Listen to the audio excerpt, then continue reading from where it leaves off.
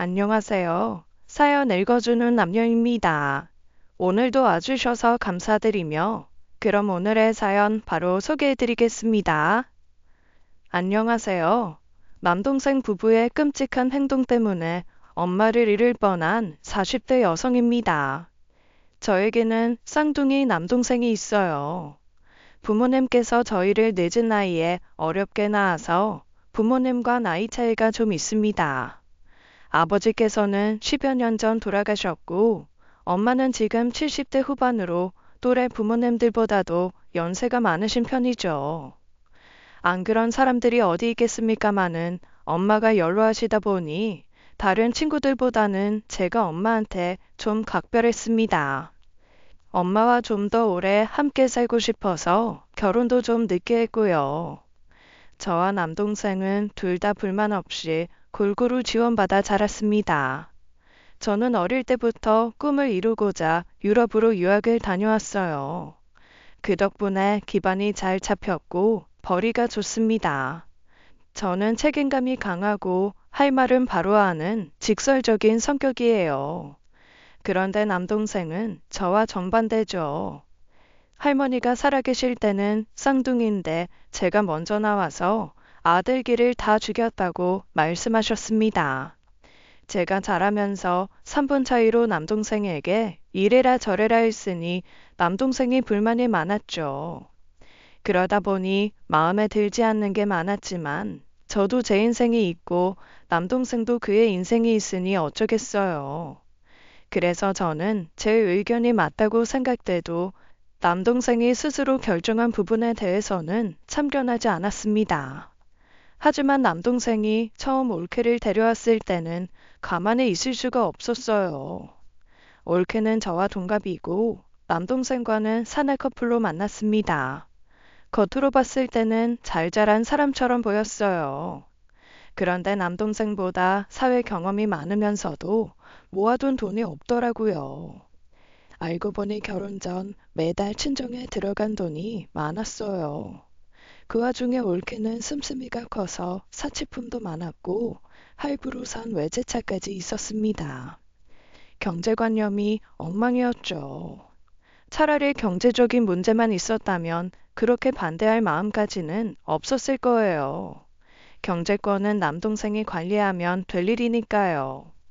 상견례 전에 쌍둥이 누나가 있다니까 먼저 만나고 싶다고 해서 자리를 마련했어요. 안녕하세요. 말씀 많이 들었어요. 의준 씨 쌍둥이 누나라고 해서 얼마나 닮았나 궁금했는데 실제로 보니까 거의 안 닮았네요. 아, 네. 쌍둥이 같지 않다는 얘긴 많이 들었어요. 아무래도 일란성이라 제가 그냥 누난 줄 알더라고요. 우리 셋이 다 나이 같은 거 알죠? 그럼 그냥 말 편하게 하는 거 어때요? 요즘 세상에 형님이니 올케니 하는 호칭 쓰지 말고 좀 트렌디하게 지내면 좋을 것 같은데. 아, 뭐 나야 괜찮은데 어른들이 보기엔 좀 좋진 않을 거예요. 들었는지 모르겠지만 우리가 늦둥이라 엄마를 비롯해 친척분들이 나이가 좀 있어서. 무슨 걱정이에요. 어른들도 변화된 세상에 맞춰서 살아야지. 요즘엔 그런 거추장스러운 호칭 없이 이름 부르잖아요.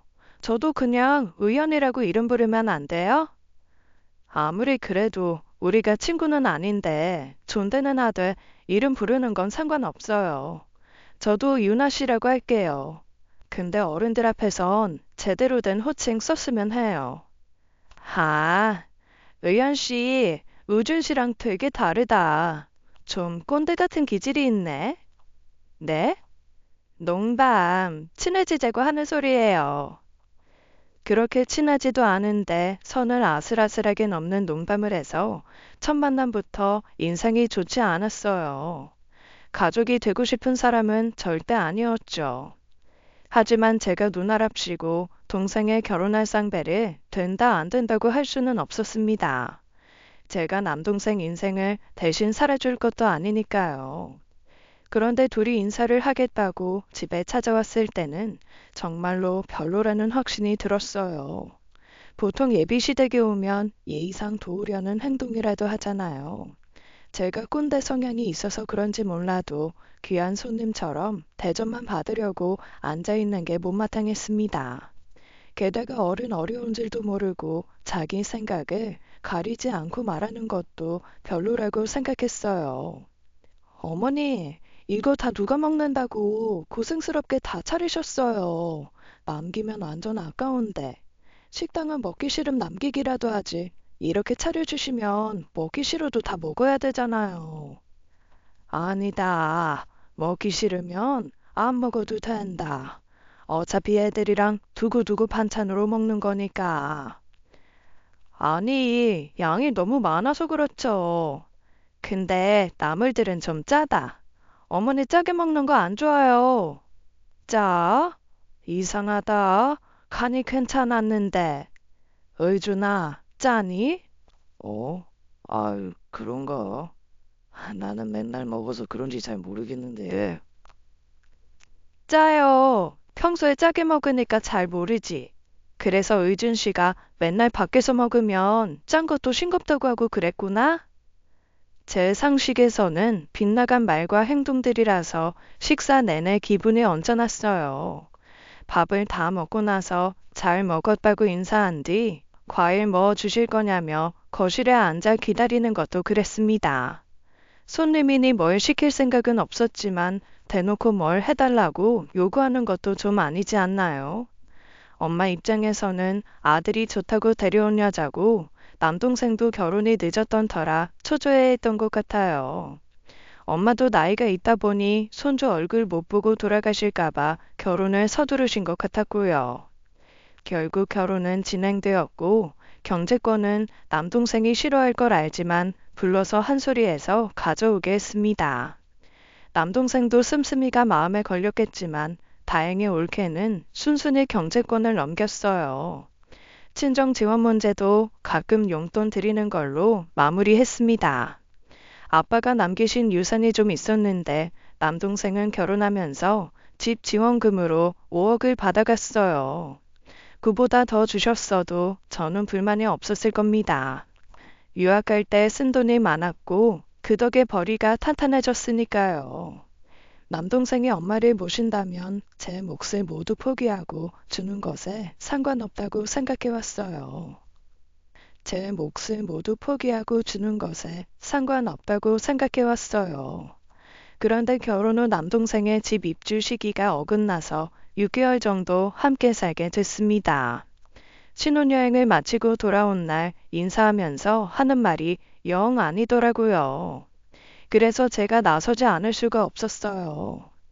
어머니, 저는 이 집의 가족이기보단 손님이고 싶어요. 의준 씨도 저희 집에 가면 가만히 앉아서 대접만 받다 오는데 저도 어머님한테 그런 대접 받았으면 좋겠어요.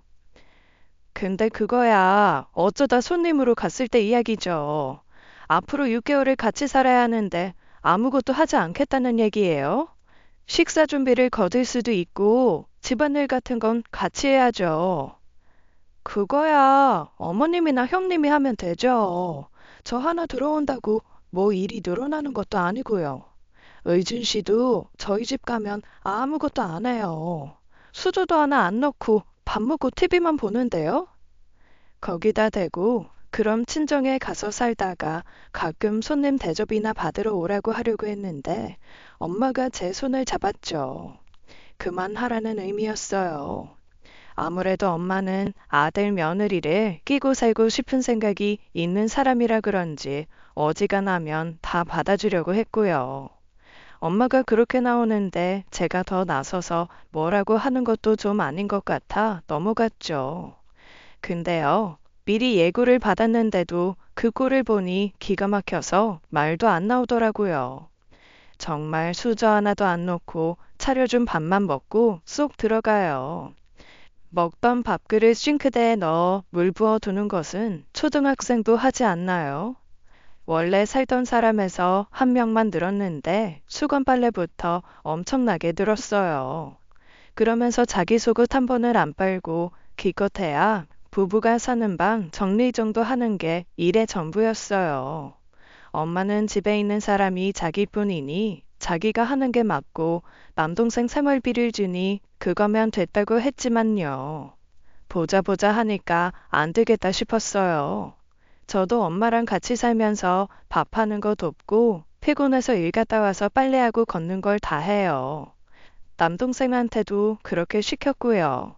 그런데 올케가 그렇게 하니 남동생도 슬슬 바쁘다 피곤하다며 집안일 참여율이 줄어들더라고요. 엄마는 나서지 말라고 했지만 저는 도저히 제 성격에 참을 수가 없어 신우질이 뭔지 한번 보여줘야겠다고 마음먹었습니다. 올케, 빨래 좀 개워요. 제가요? 왜요? 올케는 수건 안 써요? 저 옷도 올케 거 아닌가? 아니, 나는 이 집에 손님으로 머무는 사람인데 이런 법이 어딨어요. 어머님도 가만히 계시는데 왜 의연 씨가 그래요? 엄마는 모르겠고 올케 때문에 내일이 더 늘어서 짜증나서 그러니까 빨리 해요. 아니 뭐 나 때문에 늘면 얼마나 늘었다고. 빨리 개우고 냉장고 청소 좀 할 건데 뭐 할래요? 음식물 처리를 하든지 설거지를 하든지. 저는 그런 거 할 줄 몰라요. 비위가 약해서 음식물 쓰레기 같은 거 못 보고요. 할 줄 모르는 게 어딨어? 안 하는 거지. 그럼 설거지해요. 나 설거지 할 줄 모르는데. 그렇게 편하게 살고 싶으면 친정을 가든지 호텔을 가서 살아요. 그 뒤로 틈만 나면 불러다 일을 시켰어요. 밥을 먹을 때에는 못해도 숟가락이라도 놓게 했죠. 몇 주 편하게 지내다 그거 좀 시킨다고 불만이 많아 남동생과 싸우는 일이 생겼고요. 하루는 자기 아내와 싸우다 열받았는지 남동생이 저한테 와서 다짜고짜 따지더라고요. 엄마도 안 시키는 시집살이를 왜 네가 시키냐고 야단인데 그게 남동생이 아니라 옳게 말이라는 게 빤히 보였죠. 이게 무슨 시집살이야. 공동생활에 대한 예의지. 왜 너가 난리냐고. 엄마도 가만히 있는데. 내가 하잖아 지금. 너네 밥 처먹은 설거지도 내가 해. 일 갔다 와서 빨래도 내가 해. 내가 거저 살아. 생활비 들이잖아. 생활비는 너만 들이냐? 나도 엄마한테 줘. 꼴랑 둘이 30만 원 내주면서 유세는? 넌 양심이 있냐 없냐? 엄마가 밥 해줘 빨래 해줘. 그만한 호텔 서비스도 1박에 30은 돼. 돈으로 유세 떨면서 엄마 부려먹고 싶으면 1,000만 원은 내놔. 장난해? 장난 같아? 난 앞으로도 그만한 일은 시켜야겠으니까 하기 싫으면 나가. 시어머니 어려운 줄 모르고 넙죽넙죽 받아만 먹는 애나 자기 엄마 고생하는 줄도 모르고 부려만 먹는 너나 똑같아. 엄마 허리도 무릎도 안 좋은 거 알면서 그러고 싶든? 남동생도 말문이 막혔는지 분을 못 이겨 씩씩거리기만 하더라고요. 그 뒤로도 은근슬쩍 빨래도 안 하려고 하고 설거지도 안 하고 쏙쏙 빠지길래 빨랫감은 죄다 다시 방에 넣어줬습니다. 밥도 차려주지도 않고요. 앞으로 너네 빨래는 너네가 알아서 해. 밥도 알아서 차려 먹고. 생활비 내니까 물이랑 식기, 식재료는 쓸 수 있게 해줄게. 근데 만들어 놓은 거 갖다 먹기만 할 생각 하지 말아라. 그리고 거실 청소 안 할 거면 나오지 말고 이 방 안에서만 살고. 화장실 청소 한번 안 할 거면 화장실도 쓰지 마. 그게 무슨 억지야. 해도 해도 너무하잖아. 의연 씨, 아니 형님, 그건 아니죠. 이래서 저희가 시댁도움 받아서 산다고 할 수 있어요? 그런 도움 줄 생각 없으니까 싫으면 나가면 더 좋고. 나가달라는 말인 거 모르겠어? 아무리 그래도 여긴 어머님 집이고 어머님도 말씀 없으신데 왜 형님이 나서서 그러시냐고요. 그때 엄마가 나서셨어요. 엄마도 이건 아니다 싶으셨던 것이죠. 게다가 아는 건 아니라고 가르치려는 저한테 따박따박 말대답하면서 불만만 말하는 태도도 마음에 안 들었을 거고요. 너네, 내가 자식 새끼라고 품어두려고 했는데 이건 해도 해도 너무하다. 적어도 너네가 쓰던 물컵 하나는 좀 알아서 치워야 하는 거 아니냐? 어떻게 하나부터 열까지 이 늙은 엄마 덕만 보려고 해. 내가 아무리 해주고 싶어도 이제 몸이 안 좋아서 몸이 따라주질 않는데 어쩌겠냐. 적어도 너네 먹은 것들 설거지하고 빨래라도 알아서 하면 내가 좀 편하겠다. 같이 살면서 집안일 나눠서 하자는 게 시집살이면 옳게 진짜 시집살이 하는 여자들한테 욕먹어. 배부른 소리 하지 말고 그게 그렇게 불만이고 마음에 안 들면 나가. 나도 너네 마음에 안 들고 보기 싫으니까. 그 일로 남동생 부부는 며칠을 싸웠어요. 남동생은 자기가 야근이 없거나 안 바쁠 때는 대신 하겠다며 없을 때 조금씩만 거들어 달라고 했고요. 하지만 올케가 곧 죽어도 시댁에서 일 못하겠다고 고집부리는 통에 결국 반기 원룸으로 분가했어요. 시댁에서 일하면 죽는 병이라도 걸렸던 걸까요? 그건 일이라고 할 것도 아니죠. 자기가 버린 것들 자기가 처리하라고 하는 것뿐인데요.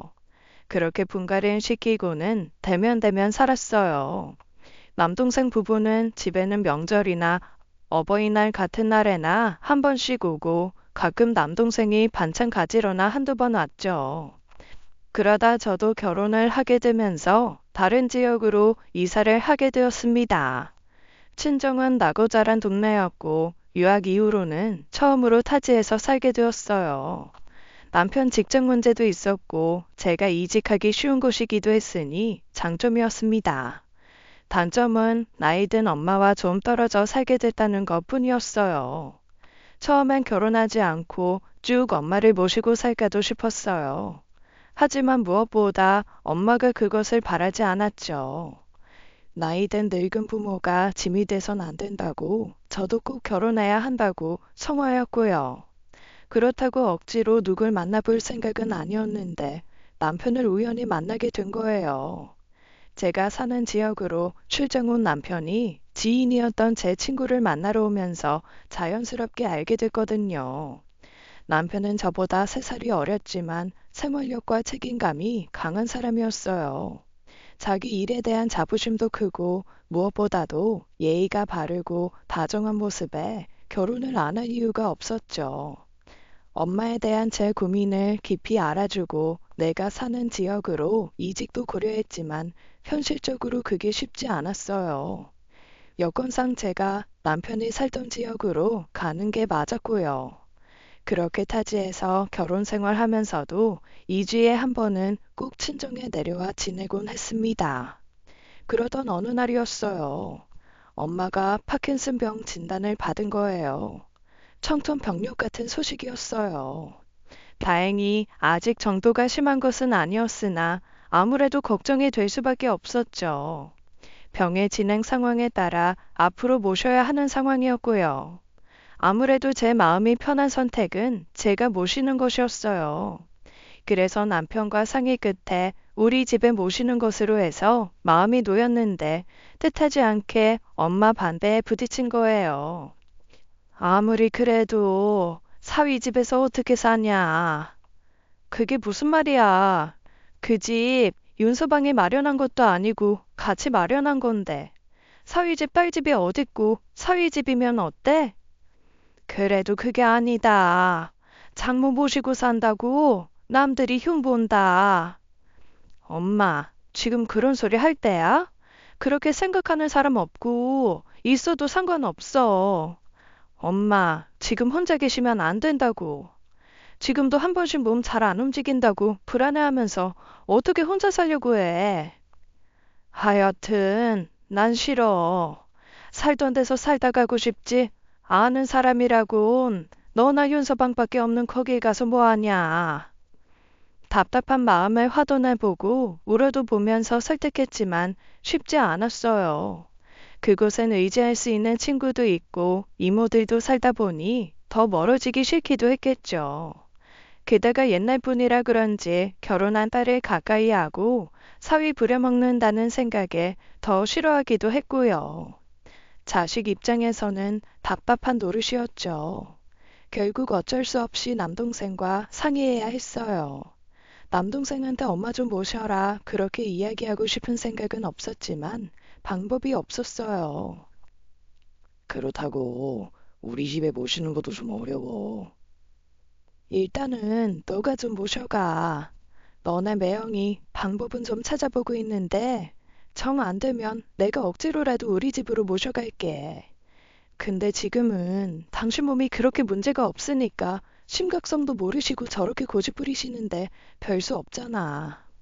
내가 결혼하기 전에 합가는 절대 없을 거라고 신신당부를 해놨단 말이야. 뭐? 아, 진짜 너는, 아휴, 어쨌든 그렇게 약속했어도 변수란 게 있잖아. 요나 걔는 자기 엄마가 그렇게 됐어도 모른 채 했을까? 자기 엄마랑 시어머니는 또 다르겠지. 아무튼 엄마가 나이가 있다 보니까 결혼하기 전에 그거 하나만큼은 무슨 일이 있어도 약속해 달라고 해서 나도 말을 바꾸기가 좀 어려워. 그렇다고 엄마를 그냥 두자는 거야? 내가 자주 들여다보면 되지. 일 끝나고 매일 엄마 집에 들려볼게. 아, 진짜 답답하다 답답해. 이쪽도 저쪽도 특별한 해결책이 없다 보니 답답하기만 했어요. 제가 모셔가는 제일 좋은 방법이 있는데도 아직은 그렇게 심각하지 않다 보니 본인 의지를 꺾는 게 어려웠고요. 그때부터 파킨슨병을 공부도 많이 하고 매주 내려와 병원을 모시고 다니면서 증세를 완화시키려고 노력했습니다. 그 와중에 매일같이 들른다는 남동생은 야근이니 뭐니 하면서 엄마를 찾는 일이 점점 줄었고 싸우는 일도 잦아졌어요. 같은 배에서 나온 쌍둥이인데도 엄마 생각하는 건 나뿐인 것 같았으니까요. 남동생 성격에 엄마를 짐처럼 여긴다거나 마음이 없어서 그런 게 아니라는 건 잘 알아요. 하지만 결혼 후 올케에 휘둘려 사는 것 같아 속이 터질 것 같은 순간이 많았습니다. 아무리 결혼했다고 하더라도 부모 문제를 남처럼 선을 그을 순 없잖아요. 결국 생각해낸 결론이 남동생과 같은 아파트 단지로 엄마를 이사시키는 것이었어요. 엄마가 살던 아파트를 처분해서라도 같은 단지 작은 평수로 옮기는 쪽으로요. 그 옆으로 가면 남동생 시간 쓰는 일도 줄어들 것이고 더 자주 들여다볼 수 있으니 부담도 줄어드니 좋을 테니까요. 그래서 남동생을 만나 협상하려 했습니다. 부모님 유산에 대한 욕심이 없다는 이야기는 저 혼자만의 생각이었고 남동생에게 말한 적은 없어요. 하지만 이번에 유산 분배에 대한 제 생각을 밝히고 부탁할 생각이었던 거죠. 지금 집 팔고 나머지는 너가 좀 대출을 받아. 그래서 엄마, 너는 아파트 단지로 옮기자고. 대신 원금에 대한 이자는 내가 다 낼게. 그리고 나중에 엄마가 살던 집은 너가 가져가고. 그럼 넌 손해는 아니잖아. 어? 아이, 그건 좀. 아이, 그럼 네가 대출을 좀 받아서 이사시키면 안 돼? 나는 이번에 집 사면서 받은 대출이 있어서 많이 안 나와. 넌 회사에서 좀 대출 크게 받을 수 있지 않아? 어차피 지금 사는 집 대출도 적게 들어갔을 거 아니야. 그건 그런데 지금 내가 대출 받기가 좀 어려워서. 왜? 아, 그게 뭐 돈 쓸 일이 있었어? 실은 얼마 전에 이 윤하가 장모님 장인어른 가까이 모시고 싶다고 해서 대신 대출 받아서 이사하셨어. 뭐? 야, 김의준, 넌 생각이 있어 없어? 아픈 엄마 모시는 건 생각도 안 하고 있었으면서 대출을 받아서 처가를 이사시켰다고? 그냥 대출만 받아준 거야. 원금 이자는 알아서 갚으신다길래. 결혼 전에 자기 딸이 벌어다 준 월급 한 푼 안 모은 집에서 무슨 수로 원금 이자를 갚아줘. 너 진짜 등신이냐? 아니야. 진짜 준다고 하셨어. 그리고 나도 다 생각이 있어 그런 거라고. 그렇게 모시고 오면 내가 엄마 자주 들여다본다고 해도 유나가 할 말은 없을 거 아니야. 그래서 너가 자주 들여다볼 수는 있고 매일 가겠다고 해놓고 한 달에 고작 한두 번 가면서 나도 할 만큼은 하고 있어. 어처구니가 없어서 그 길로 뒤도 돌아보지 않고 나와버렸어요. 옳게도 옳겠습니다. 자기 부모라고 생각했으면 온갖 야단을 하며 모셨을 거면서 혼자 남은 시어머니가 불쌍하지도 않았을까요? 집 지원도 해줬고 시집살이 시킨 적도 없었는데 한 번씩 들여다보면서 잘 계시나 확인해달라는 것도 안 했어요. 저도 며느리지만 이건 해도 해도 너무하죠. 남동생도 옳게도 꼴도 보기가 싫었어요. 그러다 엄마가 계단에서 넘어져 다치는 일이 발생했습니다. 다행히 경비 아저씨께서 발견하시고 119에 신고해 주셨고 남동생과 저에게도 바로 연락을 주셨죠. 다행히 크게 다친 건 아니라 다리뼈에 금이 갔고 근육이 놀라 당분간 좀 쉬어야 하는 상황이었어요. 혹시 머리에 문제가 있을까봐 이틀 정도 입원하기로 했고요. 그러다 제가 병원 로비에 있던 올케의 전화 통화를 엿듣게 되었는데 정말 차마 들어줄 수가 없었습니다. 그래서 그 길로 머리채를 잡아버렸죠. 아, 몰라. 갑자기 병원까지 쫓아오게 됐어. 오늘 민정이랑 아울렛 갔다가 이자카야 가서 한잔 하기로 했는데. 맞아. 거기. 예약하기 대박 어렵잖아. 나만 못 가게 됐지 뭐. 이래서 홀시어머니가 문제야. 선아야, 너는 절대 홀시어머니 자리에 시집가지 마라. 그저 아들이 봄이라 이래서 부르고 저래서 부르고. 딸이 데려가겠다는데 그렇게 고집을 부려서 안 갔어. 아유, 밉상이야 정말. 시모 자리가 원래 그런가 봐. 그냥 밉상해. 아! 뭐? 야, 너 지금 뭐라 그랬어? 뭐? 밉상? 홀시어머니가 문제? 형님, 이것 좀 놓으세요. 놓고 말하세요. 이게 진짜 두고 보자 하니까. 내가 너 예뻐서 두고 본 줄 알아? 우리 엄마가 너한테 뭘 바랬냐? 어? 우리 엄마 아프다고 미그 모시기랬어? 들여다보기랬어? 형님, 그게 아니라, 이것 좀 놔주세요. 아파요. 너네 엄마라도 그랬겠냐? 너네 엄마가 저렇게 다쳐도 그런 소리 나오겠냐고. 너는 천벌 받을 거야, 이 미친년. 유나야, 야, 이 김의원, 너 왜 그래? 왜 그러는 거야? 갑자기. 이거 놔. 이 등신 같은 새끼야. 너는 나중에 엄마 돌아가시고 후회는 하지 마. 죽을 때까지 엄마 볼 생각도 하지 마. 엄마 내가 모실 테니까. 저런 것도 자식 새끼라고. 그날 퇴근하자마자 병문안을 온 남편과 오랫동안 이야기를 나누었어요. 엄마가 나이가 들면 보살핌이 필요하다는 이유로 결혼도 미뤘던 저라서 엄마를 저대로 두는 게 정말 힘들다고요. 남편을 사랑하고 남편과 함께 있고 싶어 엄마를 두고 다른 지역에 갔던 저지만 더는 그럴 수가 없었어요. 남동생은 미덥지 못하니 엄마를 설득할 수 있을 때까지 같이 머물고 싶다고요. 당분간 주말 부부로 살아야 했지만 남편은 제 마음을 충분히 이해해 주었고 주말마다 친정으로 오기로 했죠. 그 길로 저는 바로 휴직계를 냈고 엄마와 함께 머물렀습니다. 시집간 딸의 손을 빌리는 것 때문에 사위에게 면목이 없다고 하시면서도 제가 있으니 한결 편해 보이셨어요. 불편한 다리에다가 안 그래도 파킨슨 때문에 운동 능력이 많이 저하된 상황이라 다른 사람의 도움이 필요했어요.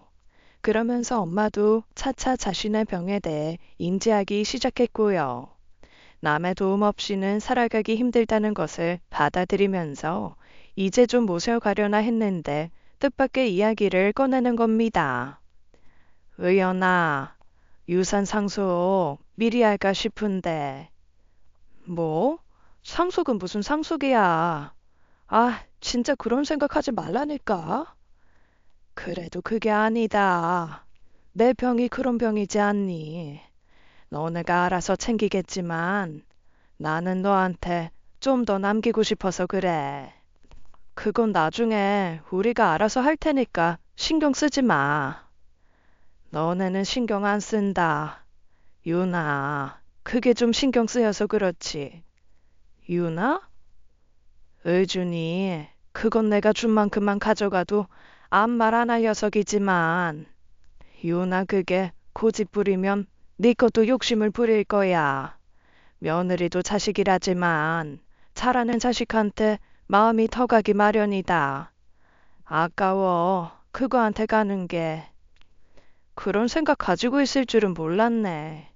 그래도 며느리라고 한없이 감싸기만 할 줄 알았더니. 이렇게 된 거 어쩌겠냐. 결혼 잘못해서 내 아들 등신돼 가는 거야. 이제 어쩔 수 없는 일이다만 너까지 피해보는 거 싫다. 그것들 손에 들어가 봤자 자기 친정에나 가져다 주겠지. 그래도 엄마가 알아서 다행이네. 알았어. 조만간 의준이 불러다 이야기해. 엄마가 워낙 말수가 적고 불만이 있어도 내색하는 타입이 아니라서 올케를 그렇게까지 생각하고 있는 줄은 몰랐어요. 그러다 재산 정리를 할 때가 되니 괜한 걱정이 앞선 겁니다. 아버지께서 힘들게 모은 재산이었기에 이왕이면 의미 있는 곳에 쓰고 싶다는 생각을 종종 하셨어요. 아이가 늦게 생겨서 젊어서 보육원 봉사활동을 시작하셨었는데 몇 년 전까지만 해도 꾸준히 다니셨죠. 남동생이랑 이야기를 해본 건 아니지만 엄마가 뜻이 있다면 유산 중 일부를 기부하는 것도 저는 찬성한다고 했고요. 그렇게 남동생을 불러다가 유산 이야기를 하게 되었죠. 그런데 생각지도 못하게 올케까지 따라온 거예요. 엄마 예상대로 남동생은 자신에게 주겠다는 부분에 대한 불만이 없었는데 올케가 끼어들어 불만을 얘기하더라고요. 근데 어머니, 어째서 이 사람이 더 적은 거예요? 너네는 결혼할 때 지원을 하지 않았냐? 그렇게 따지면 형님도 유학생활하면서 가져가신 돈 많잖아요. 그렇게 따져 물으면 의준이 저거한테도 그거 못지않게 들어갔다는 건 알아둬야 할 것 같구나. 안 그러냐? 뭐, 그렇지. 등록금에 아르바이트 한 번 안 하고 용돈 타서 쓰면서 의연이만큼은 아니어도 단기 어학연수도 갔다 왔고 의연이는 오히려 대학 다닐 때 장학금 타서 든 돈이 별로 없었다. 그래도 이건 좀 아니죠.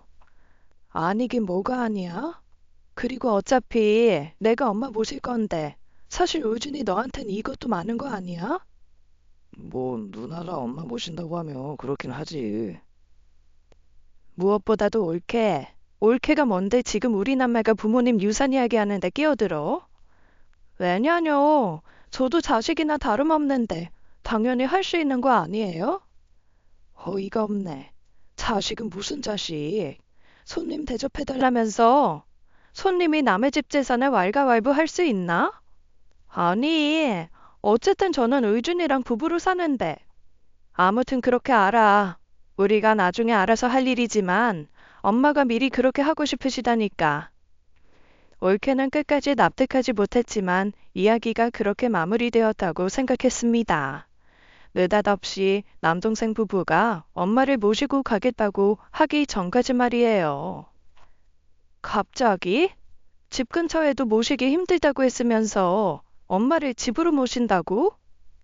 엄마는 계속 여기 살고 싶어 하시는데, 무리하게 친인척도 없는 네 사는 지역까지 가는 건 좀 그렇잖아. 그거야. 전에도 말했잖아. 근데 곧 죽어도 안 된다고 한 건 너 아니야? 유나한테 그것만큼은 약속했다면서.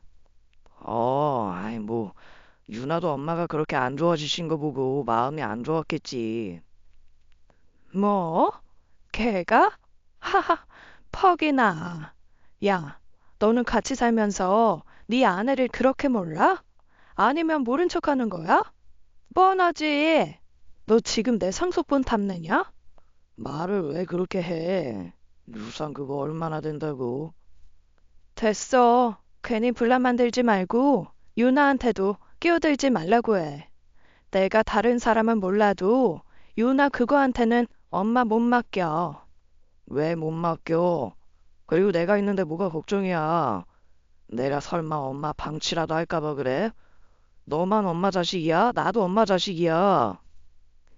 그러니까 왜 그 자식돌이를 지금껏 안 하다가 이제야 하겠다고 나서냐고. 그리고 세우개 하나도 보기 힘들다고 자기 친정부모 도움받으면서 화장실 하나도 부축이 필요한 노인네를 지가 무슨 수로 돌봐? 너가 일 그만둘 거야? 난 휴직계 냈고 정 안 되면 일 그만둘 거야. 그러지 말고 좀 믿어줘라. 너가 그랬잖아. 엄마 죽으면 후회할 거라고. 후회 안 하려고 그래. 저는 도무지 남동생 부부를 믿을 수 없었고 그래서 그 제안을 받아들이지 않았어요. 하지만 제가 간과했던 것이 있죠. 그 제안을 받아들이고 말고는 제가 아닌 엄마의 선택이라는 것을요. 엄마가 잠시 고민을 해봐야겠다고 하는 겁니다. 고민하고 말 것도 없이 적어도 유산 때문에 그러는 것이라고 해도 듣질 않으면서요. 그리고서 엄마는 제 걱정도 모르는 바가 아니니 당장 유산 상속을 하는 대신 유언장을 작성하겠다고 했죠. 변호사의 도움을 받아 유언장을 작성했고 공증 절차도 받았습니다. 끝까지 부양한 자식에게 유산의 80%를 남긴다는 것이 주된 내용이었어요. 유언장의 내용은 상황에 따라 재작성될 수도 있다는 것을 명시했죠.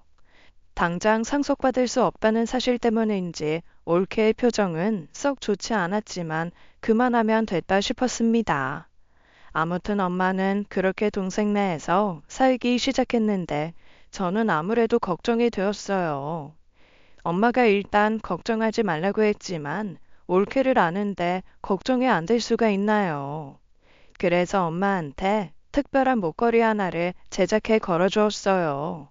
사원증처럼 생긴 목걸이인데 엄마의 사진과 제 핸드폰 번호와 집 주소가 쓰인 것으로 사실은 소형 녹음기였죠.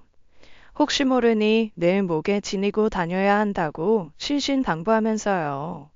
그리고 전처럼 저는 일주일에 한 번 찾아와 엄마와 외식도 하고 엄마가 어떻게 지내는지 확인했습니다. 그러다가 엄마의 목걸이 녹음기에서 깜짝 놀랄 만한 목소리가 녹음된 걸 듣게 되었어요.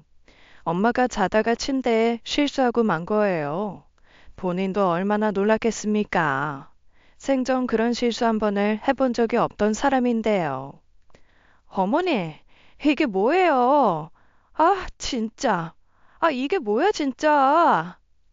아휴, 미안하다, 아가. 내가, 내가 왜 이러지?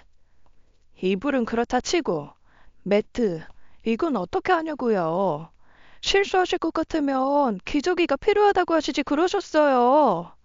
아, 얼른 세탁기에 가져다 넣으세요. 응, 알았어. 아, 진짜 환장한다, 환장해. 으, 내가 진짜 무슨 부귀영화를 누리겠다고 노인네를. 뒷부분은 소리가 멀어져서 알아듣기 어려웠지만 전체적으로 엄마 면전에 대고 면박을 주는 이야기였죠. 엄마가 얼마나 놀라고 무안했을지 생각하니 제 얼굴이 다 화끈거리더라고요. 그래서 저는 그동안의 녹음을 전체적으로 다시 확인하기 시작했습니다. 아무래도 너무 길어서 전부 확인하지 못한 부분도 있었으니까요. 그런데 더 화가 나고 기가 찬 내용들이 몇 개나 더 나온 거예요. 밥을 늦게 먹는다고 야단하질 않나, 허리가 아프다고 일으켜달라는 말도 무시한 정황도 보이고요. 듣고도 믿기 힘든 것도 있었습니다. 짝! 어머니, 여기 다 흘리셨잖아요. 어, 이게 왜 흘렀지? 진짜 일을 만들지 못해서 난리야. 그 앞에 짝 하고 살 붙이는 소리가 대체 무슨 소린지 알 길이 없는 거예요. 엄마한테 물었더니 기억은 안 난다고 하고요. 아무래도 정황상 엄마 등이나 팔뚝을 치면서 타박을 한 것 같다는 것을 확인했죠.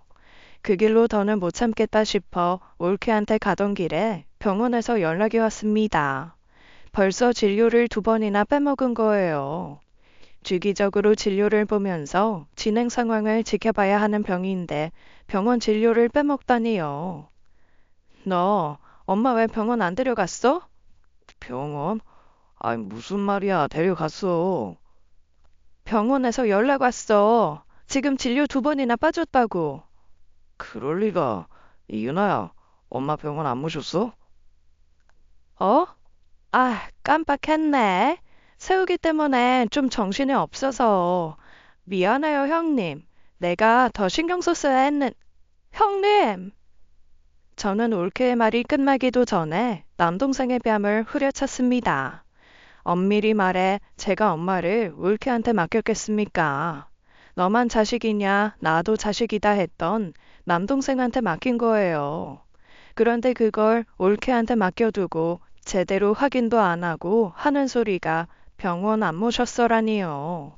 병원에 데려가라고만 했지 병원에서 어떤 이야기가 오갔는지 그런 건 물어보지도 않았겠죠. 그러니 저렇게 멍청한 질문이나 하고 앉았을 거 아닙니까? 아, 너 뭐야? 너 같은 것도 자식이라고? 너 엄마 앞에서 부끄러운 줄 알아. 너야말로 엄마 앞에서 뭔 짓이야?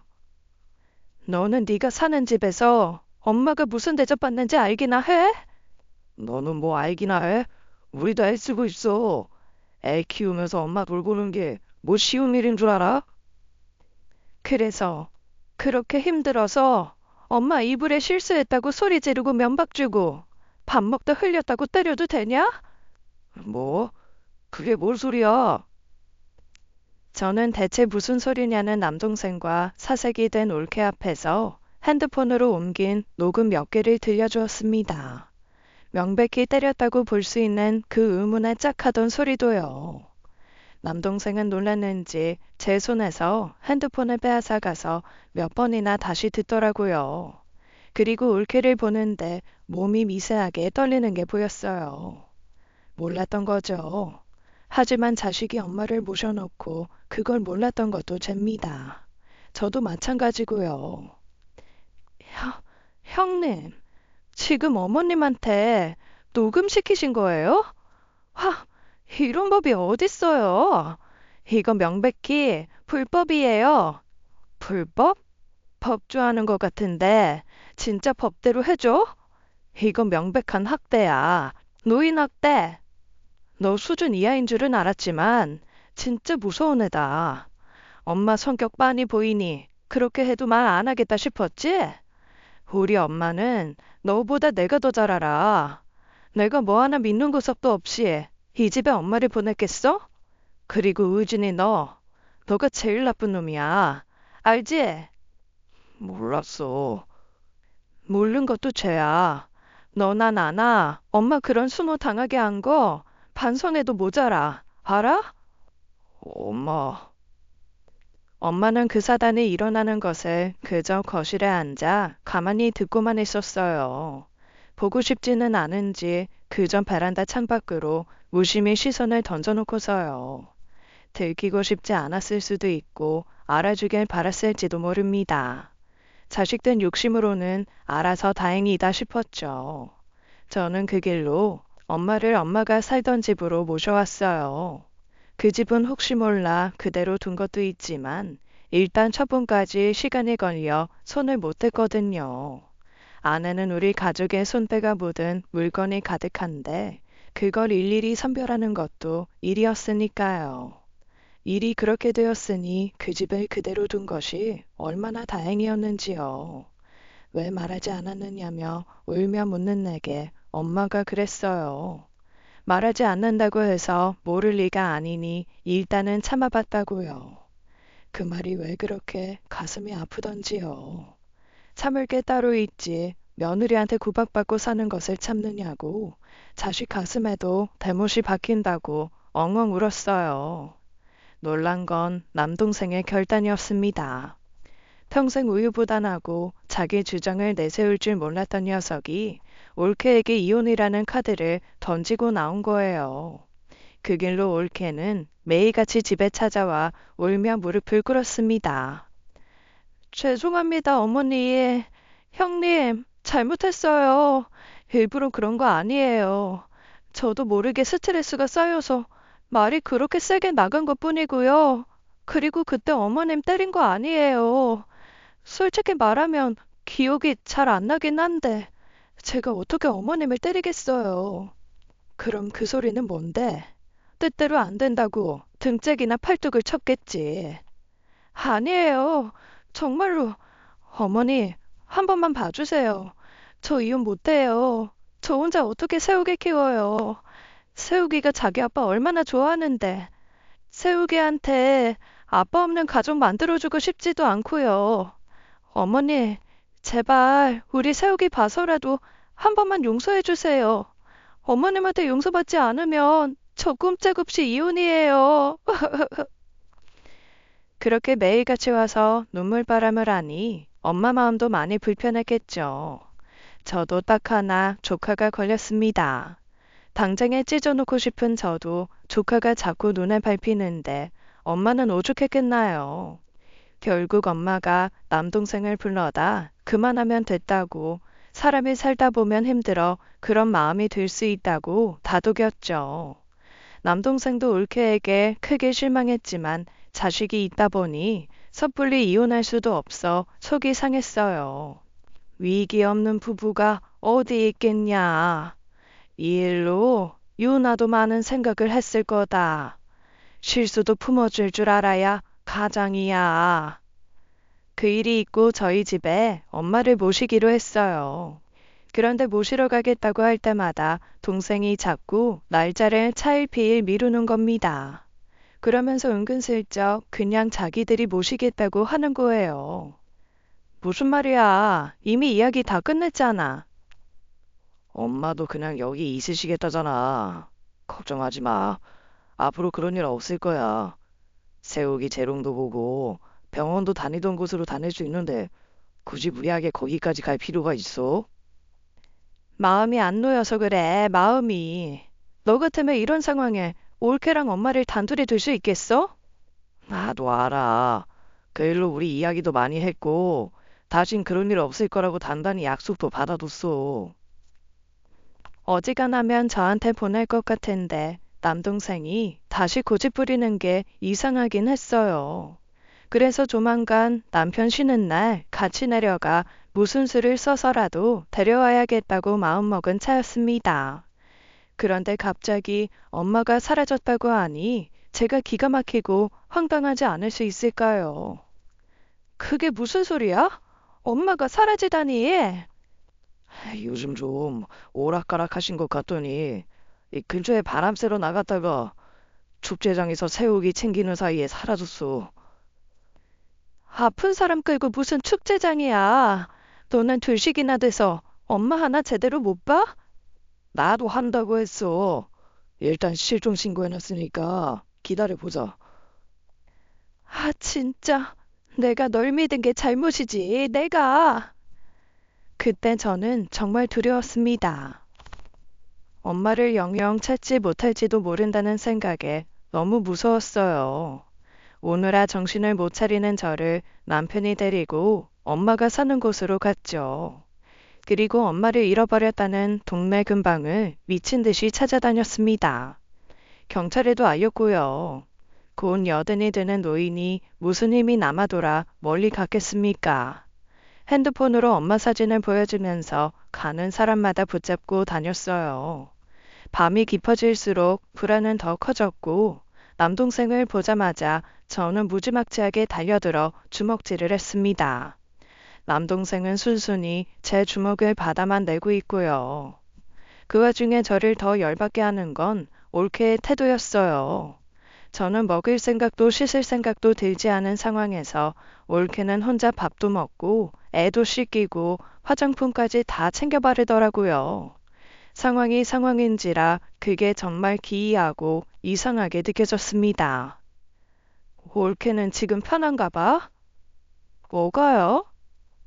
이 상황에 그렇게 속 편하게 씻고 화장품 바를 정신이 있어? 형님, 괜히 시비 걸려고 트집 잡으시는 것 같아요. 그냥 매일같이 하는 일이니 자연스럽게 하게 되는 거죠. 저도 어머님 걱정 많이 돼요. 안 그래도 요즘 기억력도 안 좋아지셨고, 그럼 그럴수록 제대로 살펴야 할 거 아니야. 저도 몰랐어요. 세욱이가 갑자기 자기 좋아하는 장난감 있다고 뛰어가 버리는데, 그럼 어머님 보자고 아들 놓쳐요? 그러니까 그게 보기 힘든 상황인 거잖아. 그래서 내가 데려가겠다고 했는데 왜 그렇게 고집을 부린 건데? 아, 됐다. 말을 말자. 내가 너네랑 무슨 말을 하겠니? 그렇게 며칠이 지났는지 모르겠습니다. 살아도 사는 것 같지 않았어요. 뭘 어떻게 해볼 수 있겠느냐고 경찰에 맡기고 손만 놓고 있는 남동생을 두고 저와 남편이 그 근방을 다 뒤지고 다녔습니다. 전단지를 만들어 배포하면서 제발 엄마 좀 찾아달라고 그 작은 동네의 읍내 상인들까지 찾아다니면서 호소했어요. 그리고 기적같이 엄마를 찾았다는 연락을 받은 겁니다. 무려 사라진 곳에서도 2시간이 떨어진 장소였어요. 대체 어떻게 거기에 있었던 거냐고 물었지만 엄마는 기억나지 않는다고 했죠. 그 사이 병에 더 문제가 생긴 건지 제 물음에도 제대로 대답하지 않고 말수가 적어져서 그 길로 병원으로 모셨습니다. 그런데 병원에서는 치매로 보기는 좀 어렵다고 하더라고요. 일시적인 스트레스 때문에 기억력이나 인지 능력이 좀 떨어졌을 수도 있다고 하고요. 파킨슨으로 인지 능력 저하 때문인 것 같다고 하더군요. 일단 무사히 돌아왔으니 얼마나 다행이었는지요. 그래서 겨우 우리 집으로 모셔다 놓고 제가 붙어서 하루 종일 내내 붙어 있었어요. 엄마는 아무래도 사위집이라는 생각에 마음이 편치는 않아 보였지만 그래도 남편도 많이 노력해 주었습니다. 아들처럼 생각하시라고 하면서 말도 자주 걸어주고 퇴근길에 엄마 좋아하는 음식도 사오고요. 엄마랑 둘이 데이트하겠다며 저를 두고 같이 산책하며 운동시켜주기도 했죠. 그렇게 2주 정도 지났을 겁니다. 갑자기 남동생 부부가 찾아온 거예요. 제가 결혼하고 한 번도 온 적이 없는데 아무래도 엄마가 걱정됐나 했습니다. 그런데 쩔쩔매며 하는 소리가 기가 막혀요. 혹시 유산 상속분을 미리 좀 주면 안 되냐는 거예요. 돈이 급해서 그래. 갑자기 돈이 왜 급해? 이윤아가 올케가? 실은 제가 투자 사기를 당했어요. 뭐? 저만 잘 되려고 그런 게 아니라 정말 그거 잘 되면 어머님도 더 큰 집에서 모실 수 있고 아니 아무튼 그냥 욕심을 부린 건 아닌데 진짜 좋은 기회라고 해서 집 담보로 대출을 받았는데 뭐? 집을 담보로 받았다고? 미쳤네 미쳤어. 그렇게 됐어. 일단 문제부터 해결해야 할 것 같은데. 엄마, 염치 없지만 내가 미리 좀 유산 받아갈게. 어처구니가 없어서 말문이 막힌 상황인데 엄마는 남동생을 빤히 보더니 그러더라고요. 네 거라니. 의준아, 네 거는 한 푼도 없다. 어? 아니, 누나가 좀 가져가더라도 그래도 내 몫을 있을 거 아니야. 유언장 다시 작성해 놨다. 누나한테 다 주고 나머진 다 기부할 거다. 어머니, 기부라뇨. 아들이 있는데 왜 기부를 하세요? 너는 결혼할 때 준 걸로도 충분해. 그 이상은 안 되겠다. 엄마, 지금 급해. 내가 오죽하면 이러겠어. 제발 한 번만 봐줘. 어? 처음에 약속도 하지 않았냐. 부양자식한테 주는 걸로 너네도 동의했고. 우리가 모시겠다고 한 거 엄마가 간 거잖아.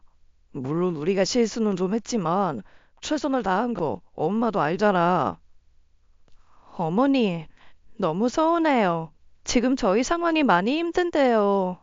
안 그러면 집 팔고 집 옮겨야 하는데 세우기 키우기엔 지금 집이 적당하단 말이에요.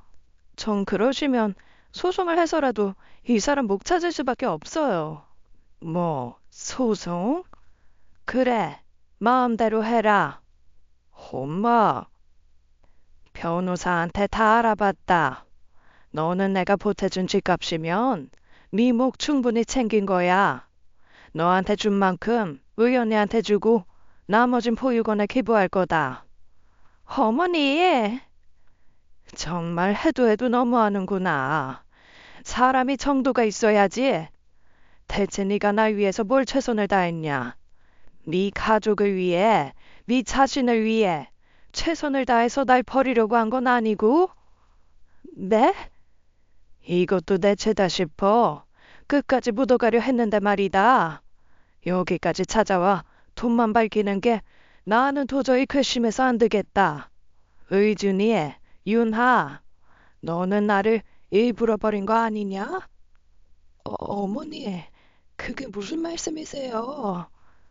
내가 정신이 오락가락한 것 같으니 그래서 너 어떻게 했냐? 네? 의준아, 너는 어떻게 했냐? 둘이 나를 차에 태우고 거기로 데려다 놓지 않았냐?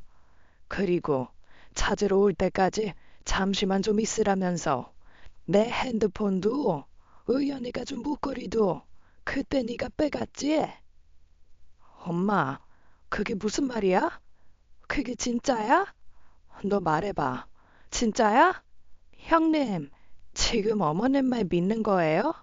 어머니 지금 아픈 분이세요. 지금 그냥 저 괴롭히시려고 하는 말이라고요. 똑바로 말해. 옳게 그때 뭐라 그랬어? 세우기가 제멋대로 뛰어나가는 바람에 엄마 놓쳐버렸다고 했지? 제가요? 아닐걸요?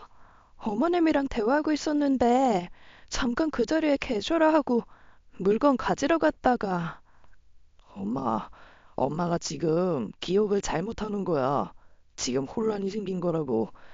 아무리 우리가 미워도 그렇지, 이렇게까지 해야겠어? 엄마 아직 치매 아니야. 병원에서도 검사 다 받아봤어. 일시적으로 그렇게 보이는 증상이 나온 것뿐이지. 엄마 다 기억하고 있는 거라고. 너야말로 머리가 어떻게 된 거 아니야? 그런 거 아니라고. 엄마가 해준 말은 그야말로 충격적인 이야기였습니다.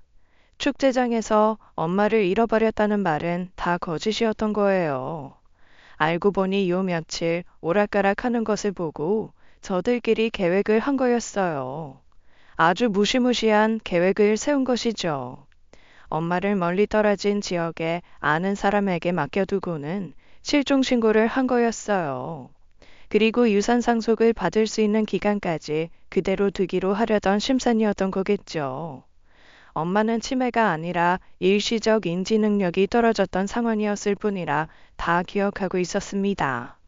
자신을 두고 가면서 남동생이 뭐라고 했는지 기약도 없이 남의 집살이 하면서 밥을 하고 청소도 했대요. 그러다 그 집에서 한눈을 판 사이에 집 밖으로 나와 그냥 무작정 경찰서로 갔답니다. 전화고 뭐고 없으니 경찰서에 가서 나한테 연락을 한 거였어요. 몇 번을 생각해도 아들이 자신을 버리듯이 두고 간 것이 맞나 싶어 입을 꾹 다물고 있다가 이제야 털어놓은 거죠. 아무리 생각해도 내 남동생 머릿속에서 나왔을 것 같진 않아 추궁하니 둘은 끝까지 발뺌을 하더라고요. 아니라고요. 어머니 대체 왜 이러세요? 저희가 뭘 그렇게 잘못했다고 저희를 그렇게까지 나쁜 사람으로 만들어요. 나는 남의 집 자식인 너는 몰라도 내 자식은 좀 믿어보고 싶었다. 그래서 믿기지가 않아서 그 집에서 여러 날 잠도 못 자고 네 생각만 했다 의준아. 난 너를 모자라게 키운 것 같지가 않은데 대체 뭐가 모자라고 부족해서 나한테 그렇게까지 해야 했을까? 엄마, 그게 아니라. 아무리 제 자식 자기 마누라가 일순위가 되었어도 그렇지. 아무리 재산이 탐이 나도 그렇지. 어떻게 다른 사람도 아니고 내 배 아파서 낳은 내 자식이 그럴 수가 있는지. 엄마, 의준아, 나는 너네한테 줄 돈은 10원 한 장도 없다. 그리고 당분간은 둘 다 안 보고 싶다. 엄마, 그게 아니라 오해야. 오해라니까. 어머니 그게 아니라요. 다 시끄럽고 당장 내 집에서 꺼져. 너는 정말 천벌받을 거야. 나중에 반드시 후회하게 될 날이 올 거야. 담보대출이니 뭐니 너네가 알아서 다 정리해. 그렇게 퍼다 준 너네 친종한테 달라고 하든지. 형, 형님, 당장 안 꺼져? 그리고 의진이 너도 앞으로 우리 집에 오지 마. 행여나 엄마한테 무슨 일이 있어도 연락 안 할 거니까 기다리지 마. 그 길로 남동생 부부를 쫓아내듯 내버렸고 한바탕 폭풍이 몰아치고 간 집에서 저와 엄마는 눈물을 훔쳤어요. 엄마는 그 길로 바로 유산 정리를 다 마쳤습니다. 제게 여생을 부탁하며 일부를 주고 나머지는 젊었을 때부터 오갔던 보육원과 노인복지원에 기부하셨고요. 남동생은 뻔질나게 찾아와 만나달라고 하더라고요. 이미 유산은 정리되었으니 더는 찾아오지 말라는 내 말에 남동생이 용서를 구할 기회를 좀 달라고 울었습니다. 문을 열어주자 남동생은 현관에서 무릎을 꿇고 그러더라고요. 앞으로 자식 키우는데 만만찮은 돈이 들 거라고 자꾸 겁을 주면서 올케가 무리한 투자를 요구했다고요. 투자로 돈 번 지인의 정보라고 하면서 설득하면서요. 혹시나 잘못되더라도 받을 유산이 있으니 믿져야 본전 아니냐고요. 그래서 처음엔 겁이 나 조금 투자를 했는데 그게 정말로 1.5배가 되어 돌아오니 이거다 싶었답니다. 당장 엄마가 힘들지도 모른다는 생각보다는 로또에 버금가는 큰 돈을 불릴 수 있다는 사실에 눈이 멀었대요. 그래서 집담보 대출을 받아 투자 규모를 키웠는데 그게 망한 겁니다. 그리고 빨리 상속을 받을 수 있는 방향으로 엄마를 잠시 실종 상태인 것처럼 꾸미고 방치한 것이죠. 엄마의 병은 완치가 어렵고 시간이 갈수록 악화되는 병이다 보니 차라리 완전히 기억을 잃기 바라면서요. 어떻게 인간의 탈을 쓰고 자식이 그럴 수 있을까요? 내가 뭐에 홀려 미쳤었나 봐. 엄마 미안해. 내 진심이 아니야. 진짜 그럴 생각이 아니었어. 제발 한 번만 용서해줘. 어? 그렇게 엎드려 오는 남동생을 당장이라도 흠씬 때리고 쫓아내버리고 싶다는 생각에 한숨만 푹푹 나왔어요. 그런데 엄마가 그런 남동생을 빤히 바라보며 하는 말에 우리는 모두 얼어붙고 말았습니다. 총각은 왜 그렇게 울어? 아유, 안쓰럽게. 엄마. 울지 마, 총각. 괜찮어. 괜찮을 거야. 엄마 나 알아보겠어? 나. 응? 우리 딸이지. 왜? 그 순간 남동생은 처절하게 무너져 내렸습니다. 귀여우다시피 들어와 엄마를 끌어안고 미안하다, 잘못했다, 엉엉 울었죠. 엄마가 당황해하고 불편해해서 억지로 떼어놓고 돌려보내야 했습니다. 엄마가 완전히 남동생을 잊은 건 아니었지만 치매가 시작된 것 같더라고요. 정신을 차린 후에도 남동생이 찾아왔다는 사실을 전혀 알지 못하고요. 그 뒤로도 몇 번 찾아왔지만 그때마다 엄마는 남동생을 알아보지 못했습니다. 아마 앞으로는 남동생도 어쩌면 저도 잊어버리겠죠. 엄마의 병에는 브레이크가 없어요. 앞으로도 느리지만 천천히 더 깊은 병의 중심부로 달려갈 겁니다. 엄마의 마지막 기억 속에 남동생이 그렇게 남아버린 것이 안타까울 뿐이에요. 남동생은 그 며칠 사이에 살도 많이 빠졌더라고요. 자신을 기억하지 못하고 총각이라고 부르는 엄마 손을 잡고 어제도 한참을 울다 갔습니다. 이혼은 하기로 했다고 해요. 올케 친정집에 대출금이 있으니 집을 팔고 남은 돈은 남동생이 갖고 양육권은 넘기기로 했답니다. 어쩌다 우리 가족이 그렇게까지 됐는지 모르겠어요. 올케의 욕심과 우유부단한 남동생이 만든 비극이겠죠. 왜 그 비극에 엄마가 희생양이 되어야 하는지는 모르겠지만요. 지금까지 사연 읽어주는 남녀였습니다. 끝까지 시청해주신 여러분 감사드리며 저희는 다음 사연으로 돌아올게요. 감사합니다.